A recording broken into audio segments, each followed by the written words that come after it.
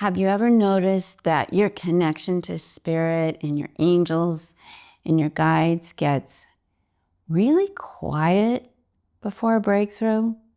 Well, today I'm going to talk about entering the void, which is the period where the old pattern energy breaks. There's a pause, the quiet, and then the new energy sweeps in, the breakthrough. My name's Sonia Choquette. I am an intuitive channel and guide. I work with raising vibration, teaching people how to live at a higher frequency. I have for 50 years. I'm actually leader of the intuitive revolution. Absolutely. And today I want to talk about why you enter what seems like just a complete quiet void when you have been working on and are about to experience a breakthrough. So if you are new to my channel, welcome. Maybe you're in the void. Maybe things seem so quiet. You're looking for some indication that something's improving or happening. And if you're coming back, welcome back, because this is a very important thing to understand. Energy evolves, it spirals, it contracts before it breaks through. It seems like things stop before they expand. And it's really important to understand how energy evolves. So stay tuned, let's dive in. Now, right now, the world is feeling a whole lot of things simultaneously. And the first is that we are, at least those of us who are conscious, spiritually aware, aligned, and connected, are working hard to evolve. We're looking at our patterns. We're recognizing where we self-sabotage. We're becoming aware of the vibrations and energy in the field that we live in.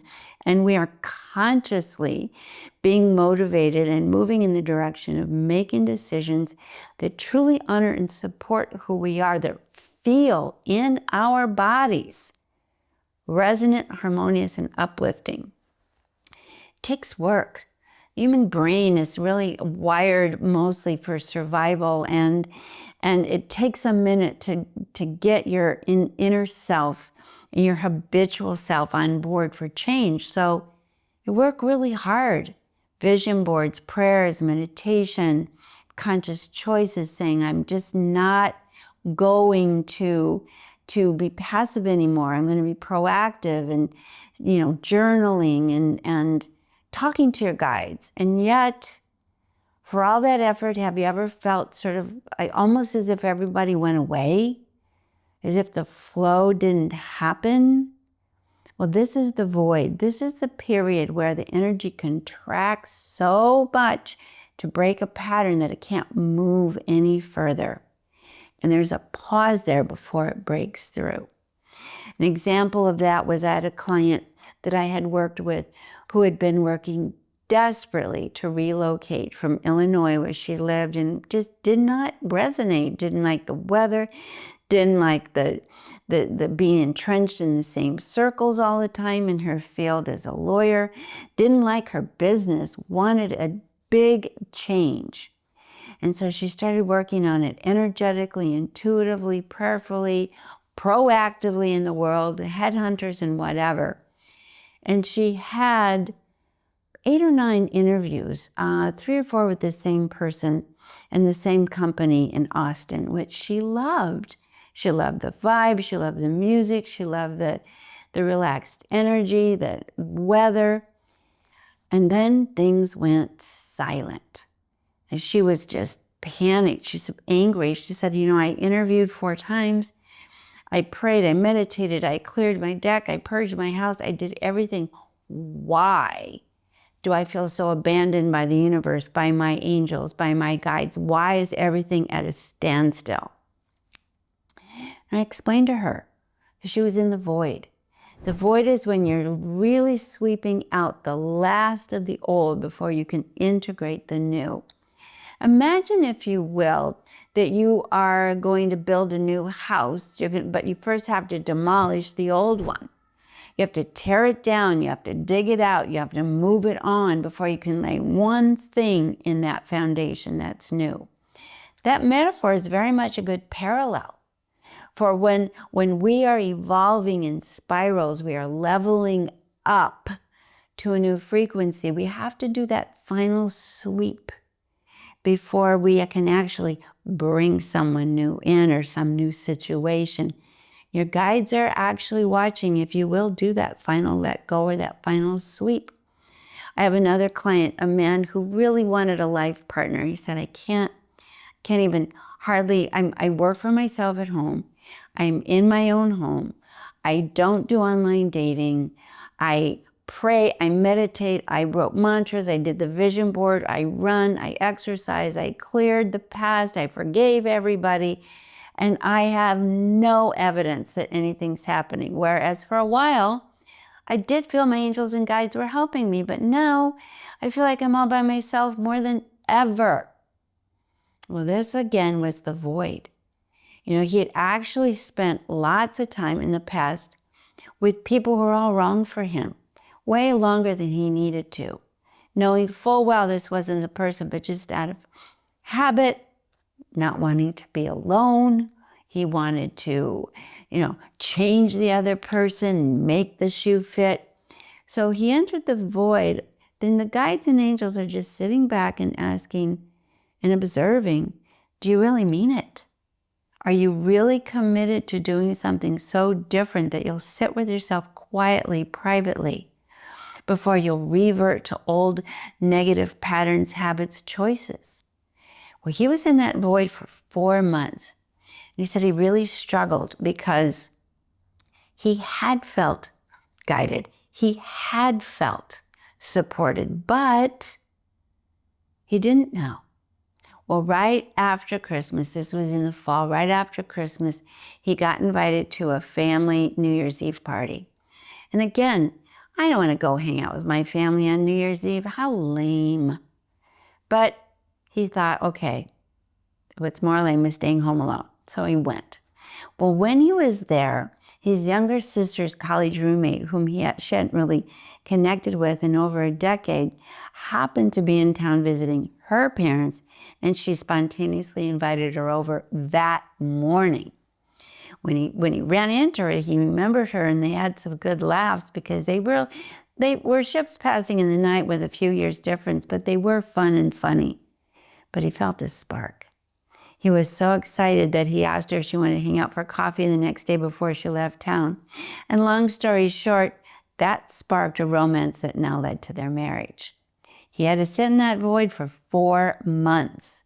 But it was the clearing and the secondary and the subconscious clearing and the facing the fears and being manipulative and being in control and really surrendering to attracting the right energy.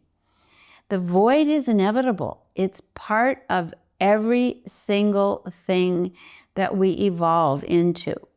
My teacher said it really simply years and years ago. You can't reach out for something greater until you completely let go of what's in the hand. And a lot of people avoid the void at all costs. They're talking to their angels saying, I'm going to keep this job and do this unpleasant thing or stay in this awful relationship or even in my own addictions until something better comes along, and they don't go into that empty space. Without going into the empty space of the void, you are not going to create the room. You create an energetic vacuum, and that magnetically energizes and pulls in what is resonating with it's in your heart now. So when you feel like everything's just gone blank and you've worked so hard and you've done everything to affect something new, and instead of getting what you want wrapped up in a bow overnight, you end up what feels like even more empty, alone, you're being asked to sit with yourself.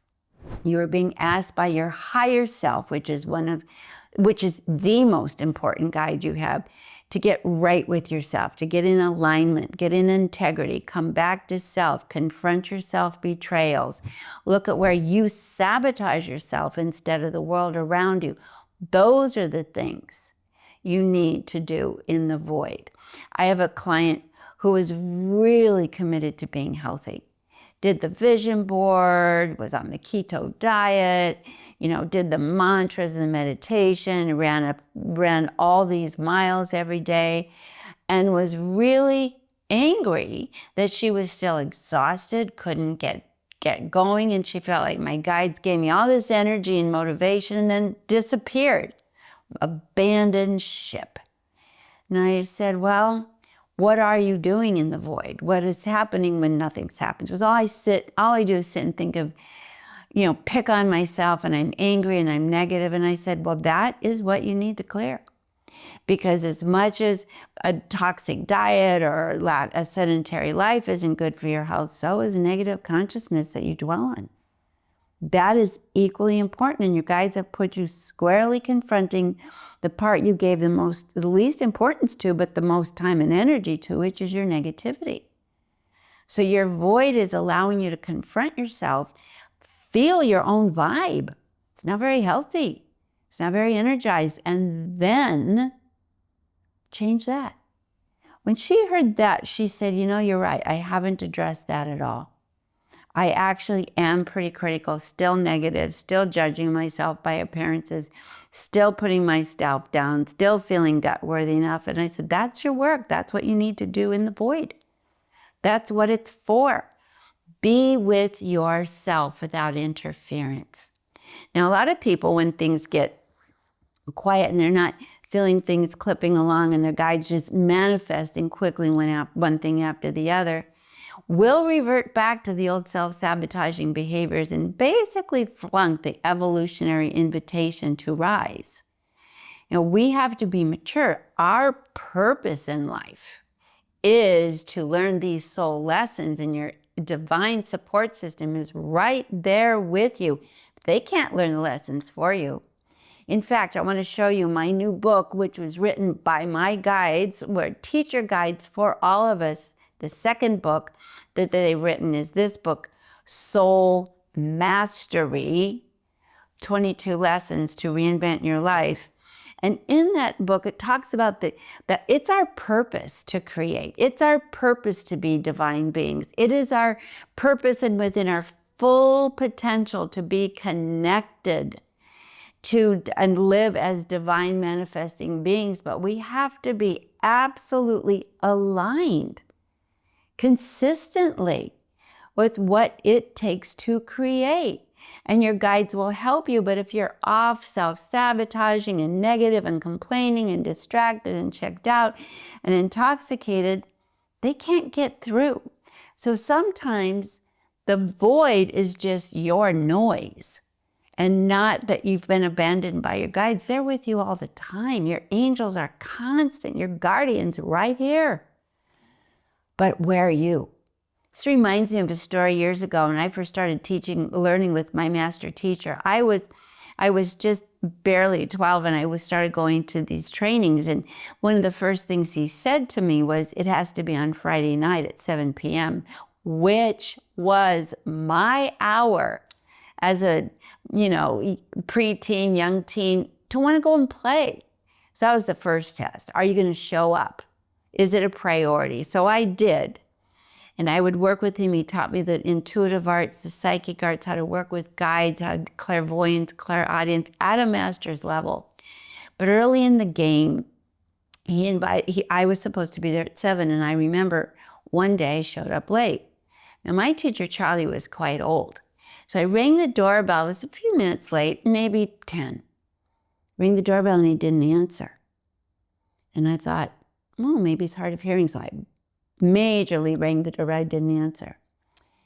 And then I started thinking, maybe he's late. So I sat on the porch for a while, waiting a little longer, no answer. Knocked on the door again, and I thought, oh my God, he's senile, he forgot. And was really annoyed. So that lasted for another few minutes. And then I got overwhelmed with this horrible fear. I thought, oh my God, he's dead. He's dead in there. Now this is way before cell phones. What am I gonna do? I waited a full 45 minutes and I thought, well, he's not in here. I hope he's not dead. And then I was pissed. I hope he didn't forget, and maybe he's hard of hearing. And at no point did I think anything other than that. So a week later, I had to go back and didn't know what to do. Is he dead? Is he alive? I called him all week. He didn't answer.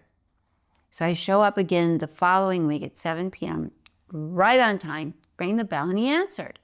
And I said, oh my God, Charlie, you're here. What happened to you? I thought you were dead. I thought you forgot about me. He said, what do you mean what happened to me? I was here. 7 o'clock, you were not here. I was here. Your guides were here. You weren't here. So we left. Why should we be here when you're the one that wants the guidance? You're the one that needs to learn. So if you can't be on time and be consistent and available to us, we're not going to sit around waiting for you. If you're serious, have respect, create the space, be present, be available to get what you want. Not at your convenience, but at your top priority. That changed my life. And that's how I started to learn to be consistently available to guidance and take it out of at my leisure or when I needed it to top priority. Be respectful because it's a two-way street. I started to meditate on time, was never again late for my lessons with him for years. Never again did I ask for my guides to help me and then check out and be distracted and just ask for a 10th hour save. So if you want to work with your guides, and then expect the void because it's part of the process and make it a priority. What I want you to do is put in the notes here, please, please share your void experience. And also your experience when you do make working with guides a priority.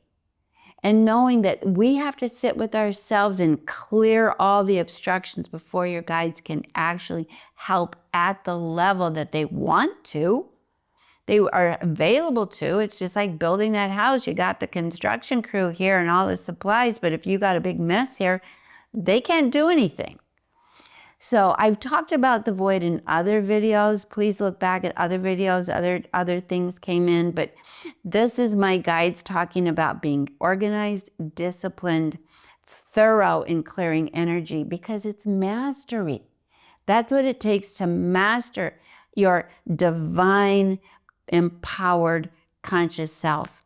And you know what? Here's the big deal. People say, oh, who's got time for mastery? I'm barely surviving. But mastery and approaching mastery, which I point out in Joachim and my guides, my channel guides point out, is easier than avoiding the void. It's easier to actually learn step by step how to build a life of coherence, resonance, and availability to guides. It's possible, but you can't be noisy, distracted, self-indulgent, self-destructive, and expect your guides to come and say, they have abandoned me. And do expect, even if you do all that is necessary to evolve, that there's a moment in time, a period. It can be a day, a week, months. I've never really observed it as a year, but it can feel like it, or years. And in that time, be with yourself. Get clear, get aligned, get committed. And then the guides and the angels be right there. And then it takes off and things start falling into place. It's just part of the process. It's just part of the process. So do check out my other videos on the void. Please ask for guidance. Please notice the quiet. Please look at the self-sabotage. Please know the inner voice is always there. The guidance is in your heart. It's always there. But it's drowned out by your distractions, lack of discipline, too much stuff in your life, not prioritizing. You can get to that inner angelic guiding voice, and the voice of your higher self is there, but it's not bossy and competitive with all the other noisy stuff you put in your life. So that's my message for today. And if you're new to my channel, your angels and guides brought you here to make peace with the void, get resonant, listen for that inner voice by creating the circumstances that allow you to do that. I remember when I was late for my lesson, I was hanging out with my best friend who lived 2 doors down, and we were goofing around, and 2, 3, 4 times I said, I gotta go, and she distracted me and I let her. So by the time I took the bus and got to where I was going, I was late, disrespectful, not aligned with my intention. And yeah, seems like it's unrelenting, but that's what mastery requires, and boy, does it deliver the benefits and the gifts. Having never missed an appointment again with my guides, they're so there, they're so generous, and those voids don't last very long, and I know what they're about, clearing. Are you in the void? Tell us about it. Get clear. If you need guidance, soul mastery, it's in the notes. And if you like this video, please give me a thumbs up, and better yet, if you're new, please subscribe and send your friends. We are building a community. This is supporting the channel. This is getting the message out. These are fabulous lessons. I want you to be empowered, but I could use your support. So, and give me the comments, because that's how I learn about you, communicate with you, and can further support you. All my love.